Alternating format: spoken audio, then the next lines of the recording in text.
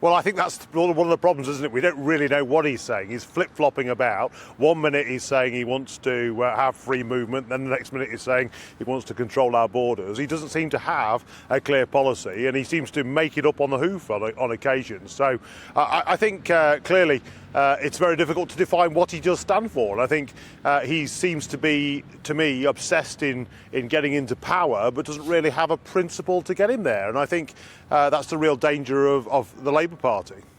Isn't it only sensible to maybe not cosy up to EU countries, but at least to get an entente cordiale, which clearly he was doing, to become friendly with them? Because we do have to do business, don't we? Well, and of course that's what we're doing. We're doing business with our friends in the EU all the time. That's why the Prime Minister was able to negotiate the Windsor framework to sort out the challenges of Northern Ireland, because he was able to have those conversations with our friends in the EU. So having good relationships with our neighbours and our friends next door, of course, is the right thing to do. But we're not going to be ruled by them. We're not going to accept their rules. We're not just going to align because they changed their rules. We're an independent country. We just stand on our own feet and respect our neighbours as they respect us. I mean, one of the big questions here is going to be, though, when people are looking towards the next election, because, you know, the starting pistol might not have been fired, but it's been loaded. We know that much. Is on the Europe issue, which is still very important to a lot of people, who do you vote for? Because we're not really sure what anyone stands for particularly. Brexiteers aren't happy with what the Conservatives have done with Brexit. A Remainer going to be happy with Labour. A Brexiteer is going to be happy with Labour. Nobody knows what to do. So we've got to move on from those labels, haven't we, of Remain and Brexiteer. I think we've got to acknowledge democracy happened. The country voted to leave the EU.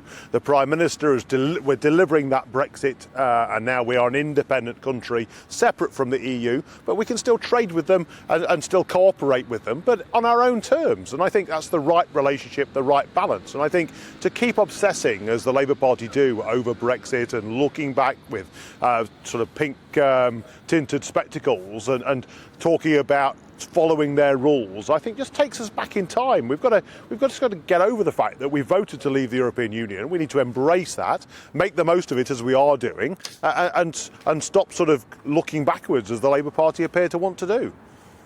Can I just point you towards the front page of The Guardian today? It says that campaigners are already planning huge legal challenges against Rishi Sunak's, what they're calling a U-turn on green policies. There it is. He is very likely to come up against lawyers and a huge legal framework defending those green policies, isn't he? So, of course, I mean, let's be clear. We are committed to getting to net zero by 2050. That's what we said we will do. We're going to do that as a modern leader in global politics. We're actually way in front of many of our leaders. We're actually cut our emissions higher than any other country in the G7. But, of course, we're going to do that at a pace at which my constituents and normal people can afford and can cope with. And I think what we're seeing here is a pragmatic Prime Minister who understands what it's like and the challenges that people are facing, just saying, look, of course we're going to get there, but we're going to use technology, we're going to use innovation, when we're not going to put people through this huge amount of pain and expense, which they clearly can't afford on the back of a global pandemic and a war in Europe. It's just about pragmatism, and I think that's what you get from Rishi Sunak as Prime Minister. You get a pragmatic, common sense approach. Can I ask you about something within your remit? Because within the last sort of day or so, there's been this open letter sent to 6 supermarkets, hasn't there, by farming groups, really concerned about how they're treated, how suppliers are being treated. And I mean, a survey of British fruit and vegetable farmers found almost half, 49%, are concerned they're going to go out of business in the next 12 months. But particularly as an properly independent country now, we've got to look after our farmers, haven't we? Yeah, absolutely. And they are, I mean, they've done a very good job at keeping us well fed since the Second World War. We've got used to, as consumers, of having good quality, low-priced food on our supermarket shelves. Now, so the system has worked very well for sort of 60 years, but I think it is fair to say there is a power imbalance, and certainly as a government we've been looking at this. We've done an investigation into the dairy sector, for example, and we're going to legislate to put in place, if you like, an ombudsman to look at some of those contracts within the dairy sector. We said we'll do the same within the pork sector as well, and we're just starting to look at eggs and fresh produce, as you indicated, within horticulture, because we've got to have those farmers for the future. They've got to be profitable and they've got to be able to keep us well fed, and we need that balance of risk and reward spread evenly from primary producer through the processor and the retailer.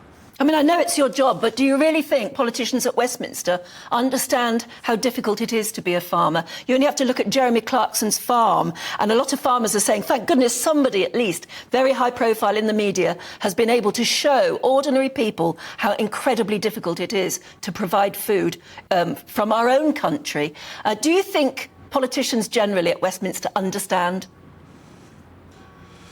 So I think unless you've been a farmer, you don't actually know how difficult it is. And, I know you mentioned Jeremy Clarkson, but I think Jeremy is assisted by the fact that he's got a huge television company behind him funding some of those exciting things he puts on the screen. Actually, when you're out there day and night and it is your livelihood at risk, and, losing an animal costs you a huge amount of your future income, I think then you understand the pressure that you are actually under. And it is very difficult. You're battling the weather, you're battling the challenges of selling that product for a profit, and it is very difficult. But let's be grateful that those farmers are out there day and night keeping us fed, because they've done it very well for the last 60, 70 years. We need them to be successful in the future to continue to keep us well fed and to continue to look after our environment. And sometimes we take that for granted, don't we? Those beautiful rolling landscapes we see in North Yorkshire and the Brecon Beacons, they're only there because of the farmers that have sculpted that landscape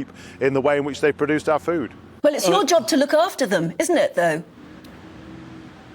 Yeah, and that's what we're doing. That's why we're investing literally £2.4 billion a year of taxpayers' money is going into our farming sector.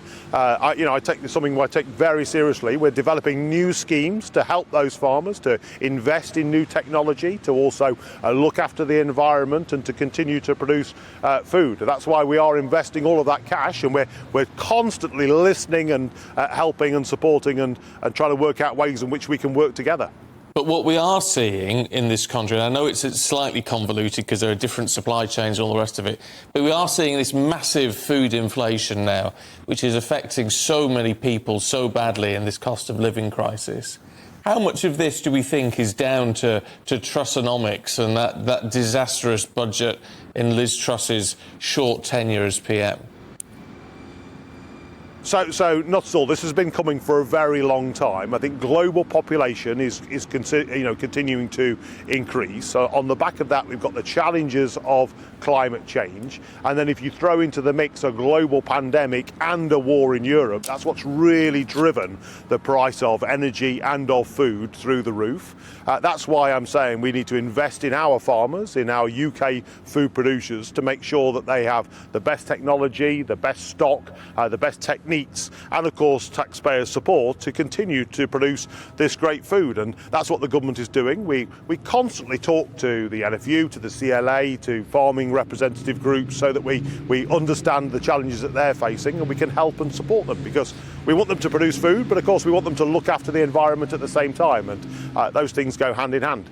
Before we let you go, one of the front page of the Star this morning is talking about old-fashioned food, which is going out of fashion, things like Spam, right?